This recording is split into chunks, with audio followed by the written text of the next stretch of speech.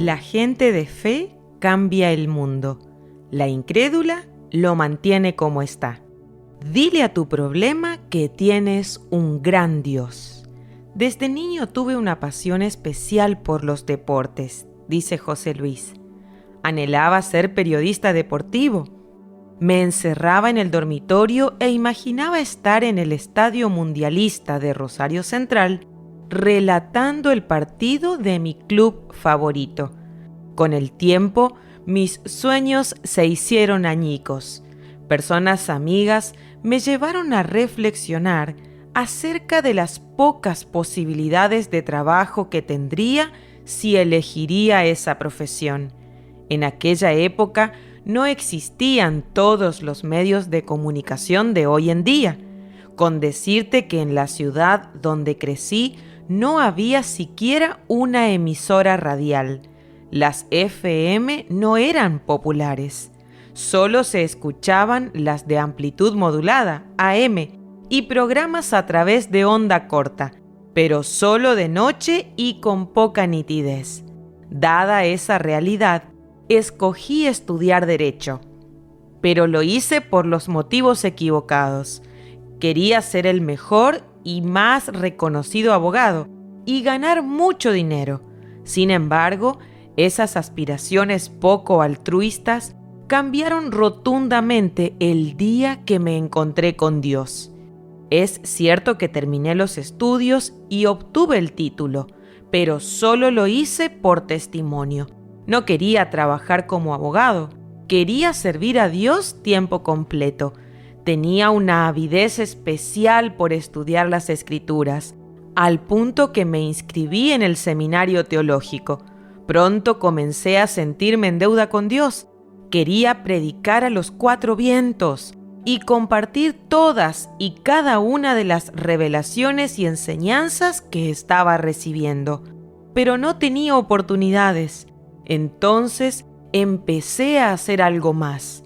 Por las tardes viajaba en mi vieja y arruinada bicicleta al río y allí hablaba con Dios. Comencé a hacer una oración intrépida, osada y llena de fe. Le dije al Señor que si Él me permitía servirlo a tiempo completo por el mismo dinero que ganaba en la fábrica donde trabajaba, dejaría todo inmediatamente y lo serviría. Estaba dispuesto a sacrificar mi futuro profesional por ese sueño. Humanamente era imposible, sin contactos y sin dinero. Sin embargo, y contra todo pronóstico, persistí en esa oración por más de 8 años, hasta que un día lo imposible se hizo posible y lo increíble se hizo realidad. La misma tarde en que rendía mi última materia en la universidad, la iglesia de la que formábamos parte decidía invitarnos a ocupar el cargo de pastor vacante. Donde parecía no haber futuro, Dios abría un camino de esperanza. La oración que había hecho en secreto durante años estaba siendo contestada. ¿Sabes una cosa? Mi Dios también es tu Dios. Si Él pudo hacerlo conmigo, también puede hacerlo por ti. Solo tienes que creer, solo debes depositar tu vida en sus manos y esperar. Es posible que en lo más profundo de tu corazón exista un sueño que Dios mismo puso allí, y es posible que no sepas cómo hará Dios que se concrete, pero no pierdas la fe.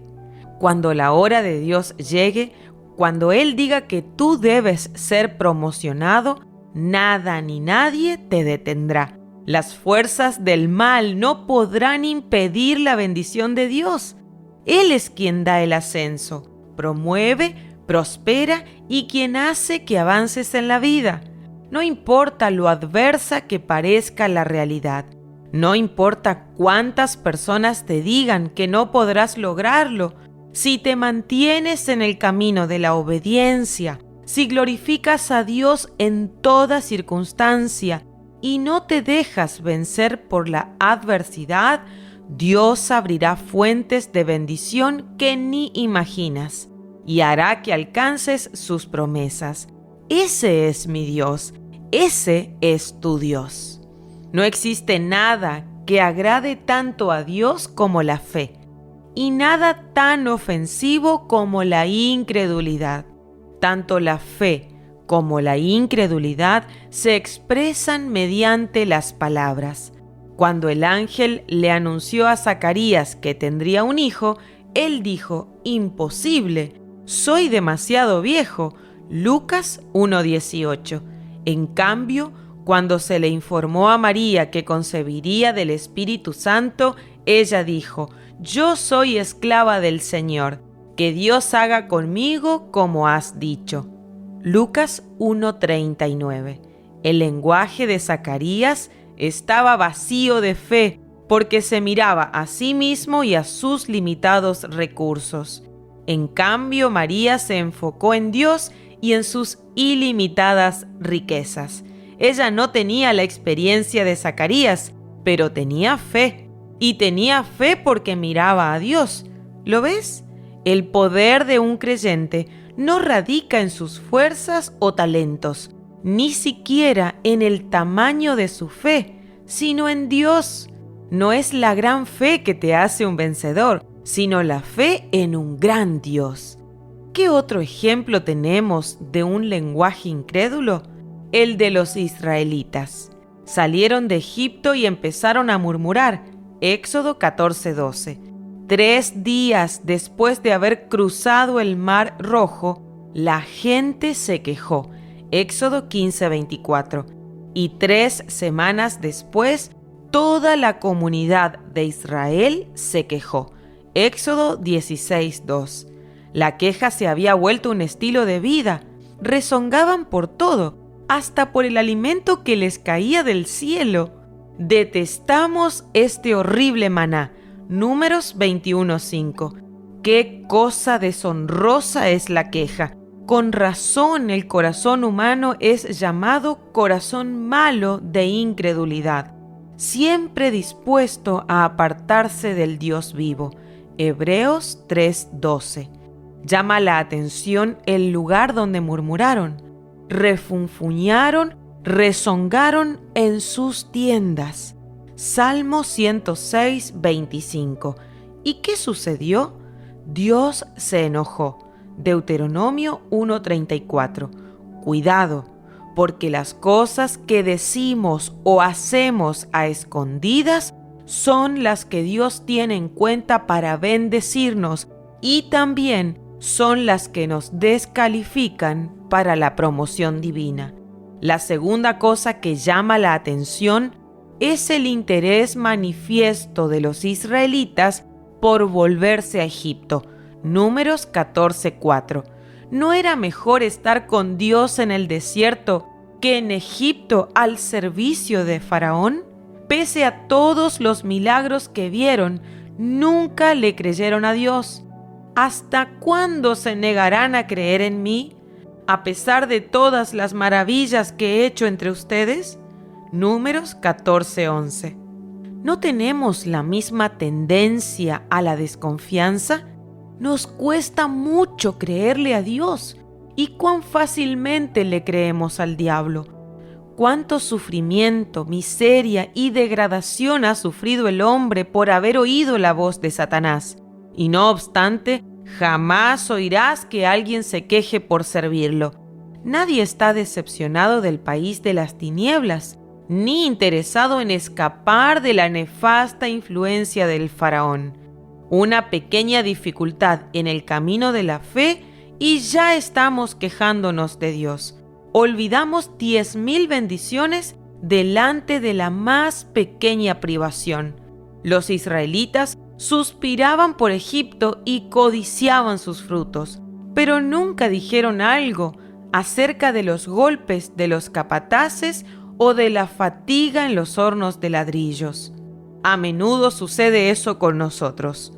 Cuando mengua el primer amor, cuando Cristo no es nuestro todo, cuando ya no es lo más precioso que tenemos, cuando la palabra de Dios y la oración pierden su encanto y se convierten en un deber fastidioso, entonces las miradas se dirigen hacia el mundo.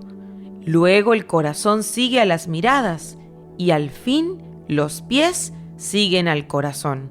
Anhelamos sentarnos junto a las ollas de carne en un país de muerte antes de andar con Dios en el desierto y comer con Él pan del cielo. ¿Qué es lo que nos ofrece Faraón y su país de tinieblas?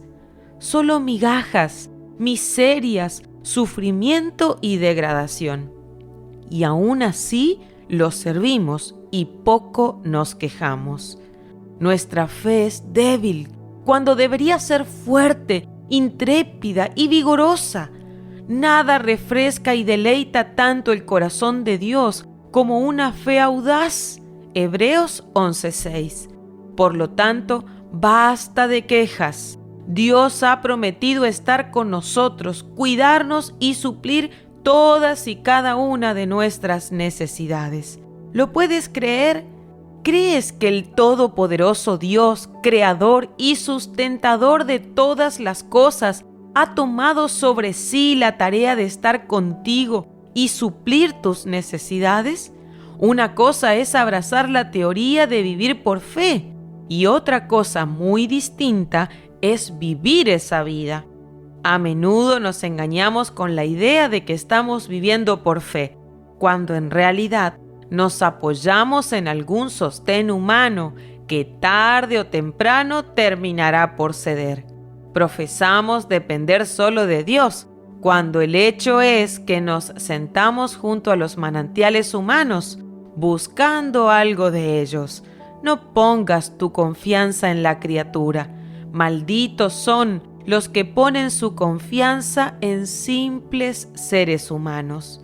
Pero benditos son los que confían en el Señor y han hecho que el Señor sea su esperanza y confianza. Jeremías 17, 5-7. El verdadero creyente encuentra su todo en Dios, sus riquezas, su guía, su consejo y su dirección. ¿Cómo mirar a otro que no sea Dios? ¿Cómo esperar que alguien más que aquel que es poseedor de las inescrutables riquezas pueda suplir nuestras necesidades? ¿Por qué aceptar el consejo de alguien que no es la fuente de toda sabiduría? No te apoyes en el frágil tejido de una araña, sino en el fuerte brazo del Dios omnipotente. Ninguna cosa le hace falta al que vive por fe. Su palabra y su presencia es todo lo que necesitamos. Jesús dijo: no tengas miedo, solamente debes tener fe. Marcos 5:36. Al que cree, todo le es posible. Marcos 9:23. Los tesoros del cielo están abiertos para la fe. Estamos bajo la mirada y la mano de uno cuya sabiduría es infalible, cuyo poder es omnipotente, cuyos recursos son inagotables, cuyo amor es infinito, que ha tomado a su cargo el cuidar de nosotros, que conoce todas nuestras necesidades y que está dispuesto a satisfacerla según el amor de su corazón y la fuerza irresistible de su brazo santo. Pues, ¿qué nos queda por hacer? Nada más que creer y obedecer. Nuestro santo privilegio consiste en obedecer a Dios, descansar en su fiel amor y creer en sus maravillosas promesas.